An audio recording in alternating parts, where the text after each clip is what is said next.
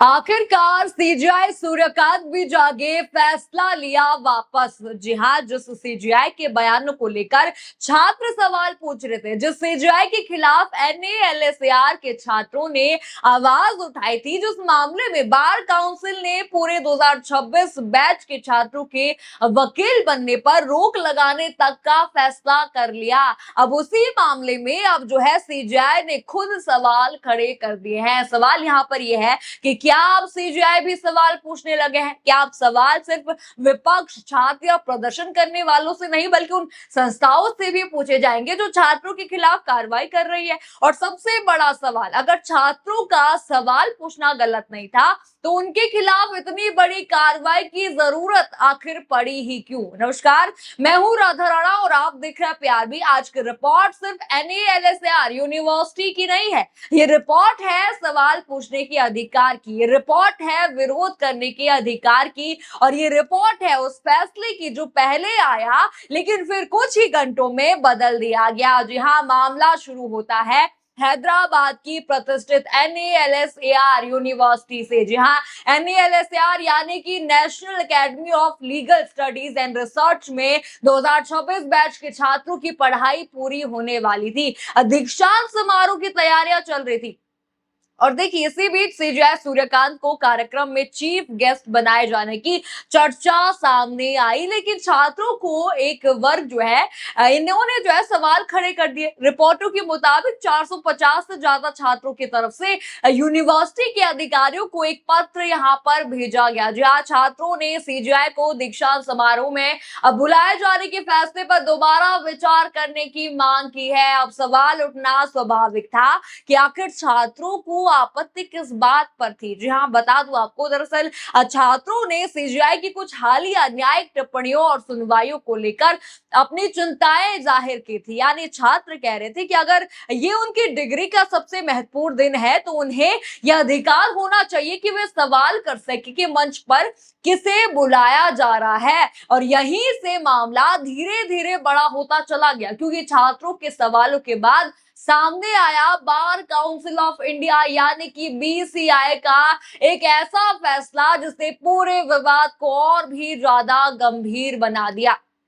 अब देखिए, बीसीआई की तरफ से पहले निर्देश दिया गया कि एनएएलएसआर के जो 2026 बैच के किसी भी लॉ ग्रेजुएट को आगे के आदेश तक किसी स्टेट बार काउंसिल में एडवोकेट के तौर पर एनरोल ना किया जाए। जी हाँ, बड़ी खबर ये दोस्तों इस वक्त की है। सोचिए, एक छात्र ने विरोध किया, एक छात्र ने सवाल पूछा और कार्रवाई की तलवार पूरे बैच पर लटक गई। इसके अलावा बीसीआई ने यूनिवर्सिटी से उन लोगों की जानकारी मांगी जिन्होंने कथित तौर पर इस अभियान को शुरू करने, संगठित करने या छात्रों को एकजुट करने में भूमिका निभाई थी। अब यहाँ से असली सवाल शुरू होता है। क्या सवाल पूछना इतना बड़ा अपराध हो गया कि उसके जवाब में किसी छात्र का पूरा करियर रोक दिया जाए?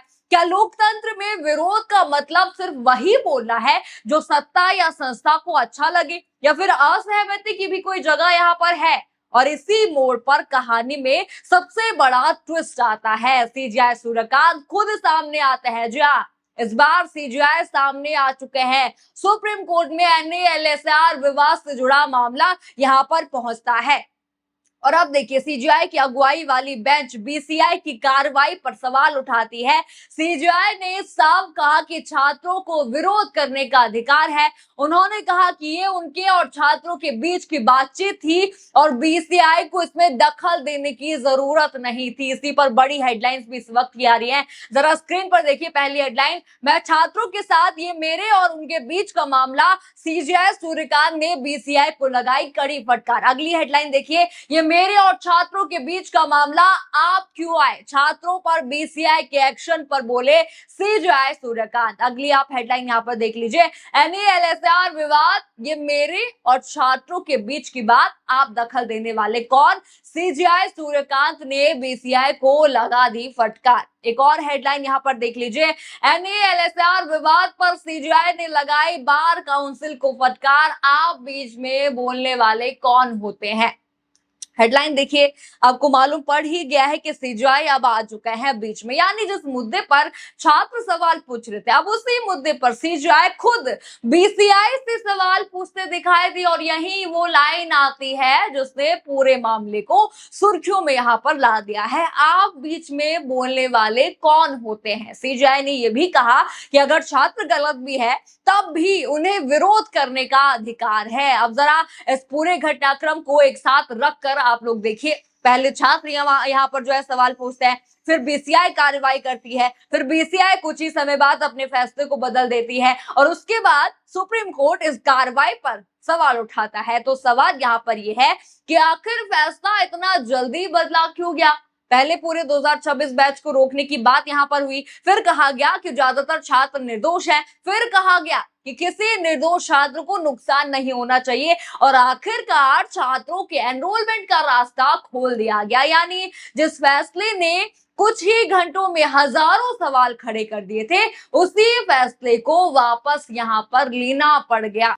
अब देखिए, बीसीआई ने बाद में कहा कि उपलब्ध रिपोर्टों के मुताबिक बड़ी संख्या में छात्र इस पूरे अभियान में शामिल नहीं थे और किसी छात्र को उसकी गलती के बिना नुकसान नहीं होना चाहिए। लेकिन देखिए, सवाल अभी भी खत्म नहीं हुआ है, क्योंकि मुद्दा सिर्फ ये नहीं है कि फैसला वापस यहाँ पर ले लिया गया है। मुद्दा ये है कि ऐसा फैसला लिया ही यहाँ पर क्यों गया?